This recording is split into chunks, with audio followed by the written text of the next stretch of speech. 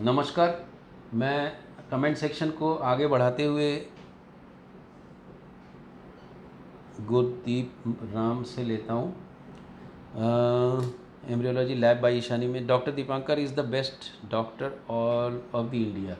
Thank you very much. This type of things gives me encouragement कि मैं हिंदी में जो आपको साइंस बता रहा हूँ उसमें आपको शायद अच्छा लगे। अस्मिता कल्याणकर, डेट के 4 दिन पहले पीरियड क्यों आता है? रुक रुक के ब्लड क्यों आता है? डेट के 4 दिन पहले यदि पीरियड आता है तो ये ल्यूटियल फेज का प्रॉब्लम है, आपके ओवुलेशन का प्रॉब्लम हो सकता है। आप अपने गायनिक को ज़रूर दिखाइए, आपको एंडोक्राइन हार्मोन का प्रॉब्लम हो सकता है। अनमोल लाइबा टीवीएस सोनोग्राफी क्यों करते हैं? सर मेरा fallopian tube cut but I want pregnancy, possible है? Yes, why not.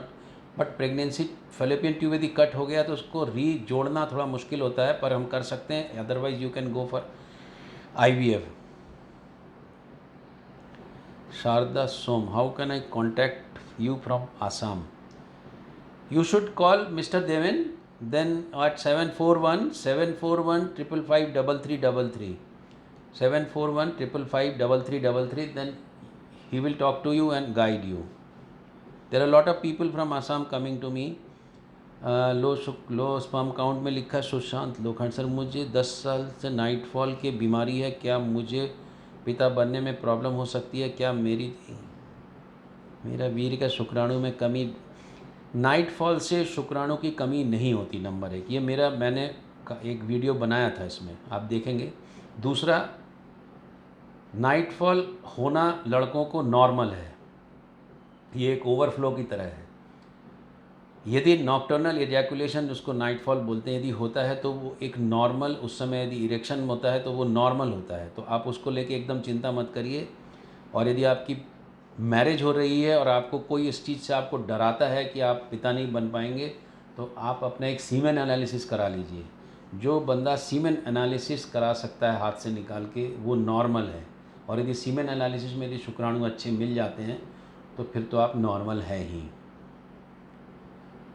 Aman Singh question ले रहे हैं, सर मेरा IVF 25 जून को हुआ था, मेरे 7 वीक्स चल रहा है।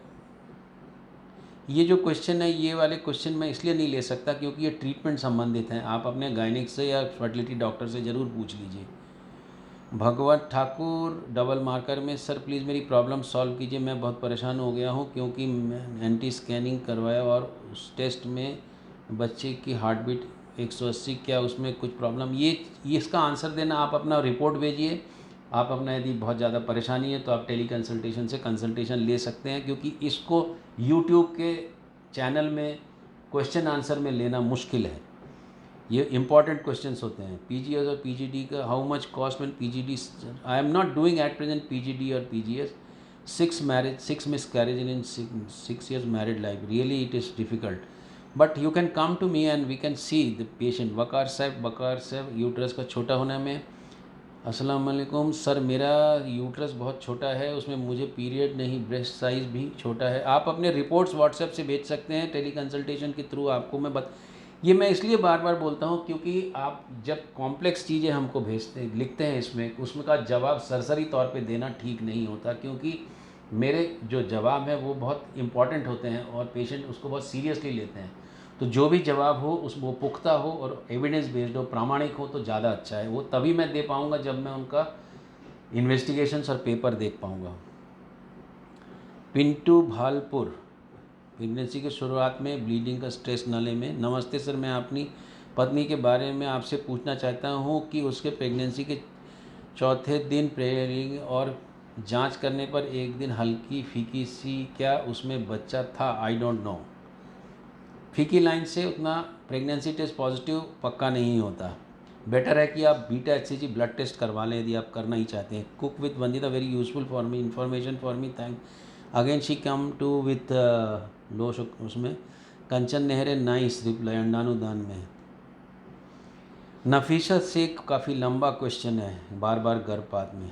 आप अपनी डिटेल भेजिए, डिटेल भेजेंगे तो मैं आपकी बात कर पाऊँगा टेली कंसल्टेशन के थ्रू। नेहा शर्मा, नसबंदी के ऑपरेशन में। हेलो सर, मैं IVF से प्रेग्नेंट हुए क्या रेगुलर काम कर सकती हूँ? आप अपने गायनिक से ज़रूर पूछिए, जो फर्टिलिटी डॉक्टर से। मैं अपने पेशेंट को किसी तरह का बहुत ज़्यादा प्रिकॉशन लेने नहीं बोलता हूँ। रिया मेहता, हेलो सर, ब्लीडिंग के शुरुआत वाले। हेलो सर, मुझे अभी 6 वीक प्रेगनेंसी है, 2 दिन के बाद ब्लीडिंग हो रही है। एक फर्स्ट सोनोग्राफी में सब कोरियोनिक हेमाटोमा शो हो रहा था। ये प्रेगनेंसी में कब तक रहेगी? इसका बेबी पर कोई असर? अधिकतर असर नहीं पड़ता है यदि बच्चे का हार्ट बीट ठीक है। 1/3 of the pregnancy, 1/3 of the placenta तक यदि ठीक ठाक है तो बच्चा नॉर्मली ग्रो करता है। सुनने के लिए बहुत बहुत धन्यवाद।